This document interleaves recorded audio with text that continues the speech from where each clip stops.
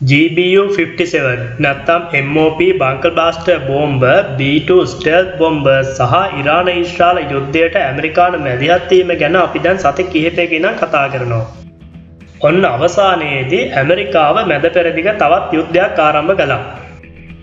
ඊශ්‍රායලයට ඉරාන භූගත න්‍යෂ්ටික පරීක්ෂණ මධ්‍යස්ථාන විනාශ කරන්න අවි නොපවතින නිසාත් ඊශ්‍රායලයට තනියම ඉරානයත් එක්ක හැප්පෙන්න නොහැකි නිසාත් ඊශ්‍රායලය දිගින් දිගටම ඇමරිකාව මේ යුද්ධයට ඈඳා ගන්න උත්සාහ කළා.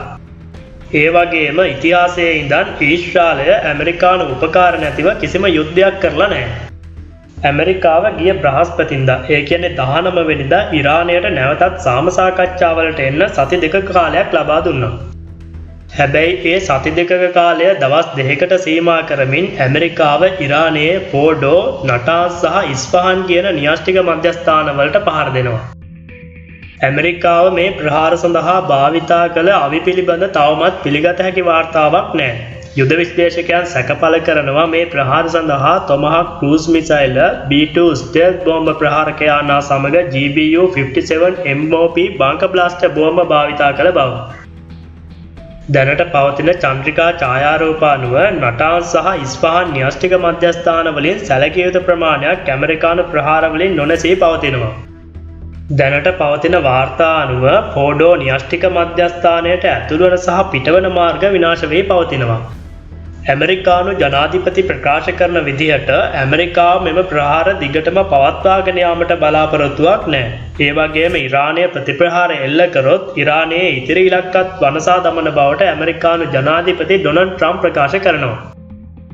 ඉරානය සතුව ඇමරිකාවට පහර දෙන්න හැකියාවක් තියෙන මිසයිල නැහැ. හැබැයි මැද පෙරදිග ආසියාවේ සහ ඇතැම් යුරෝපීය සහ අප්‍රිකානු රටවල් වල පවතින ඇමරිකානු යුද කඳවුරු වලට පහර දෙන්න ප්‍රමාණවත් අවි ඉරානය සතුව තියෙනවා. මේ ඔබ දකින්නේ ඉරානය වටා තියෙන ඇමරිකානු හමුදා කඳවුරු ප්‍රමාණය. ඉරානයට අවශ්‍ය නම් ඊශ්‍රායලයට වඩා පහසුවෙන් මේ හමුදා කඳවුරු වලට පහර දීලා විනාශ කරන්න පුළුවන්. ඇමරිකානු ප්‍රහාරයෙන් ඉරාන න්‍යෂ්ටික මධ්‍යස්ථාන තුලින් විකිරණ කාන්දු වන බවට වාර්තා වෙන්නේ නැහැ. ඒ වගේම මේ ප්‍රහාරයෙන් පස්සේ දෙවන පිපුරුම් වාර්තා වෙන්නේ ඉතාම අඩු ප්‍රමාණයක්.